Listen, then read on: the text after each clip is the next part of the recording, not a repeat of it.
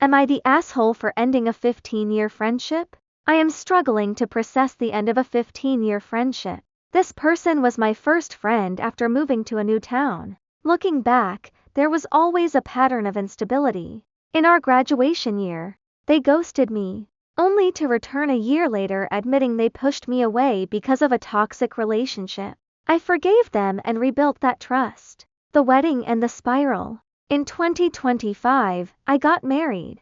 This friend and their partner of 7 years were both heavily involved. Afterwards, my friend confided in me, distraught, claiming their partner had intentionally tried to ruin their experience of my wedding.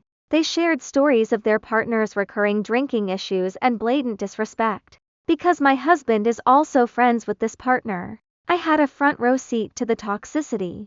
I offered support and asked the hard questions, the kind you ask someone you love when you see them hurting. Grief and betrayal. Recently, I experienced the greatest loss of my life, the passing of my sister. I drove 2 hours to tell my best friend in person. Their reaction? A shrug and a comment that they figured it was about her. They immediately pivoted the conversation to themselves, whispering that their partner had recently crashed a vehicle while driving under the influence. As I entered deep grief, my friend became distant. When I took a leave of absence from my high-stress job to cope with my trauma, they didn't ask how I was. Instead, they sent a long, judgmental texts criticizing how I spent my time. The breaking point. After weeks of being blown off, we finally had a long phone call. My friend was defensive and gaslighting.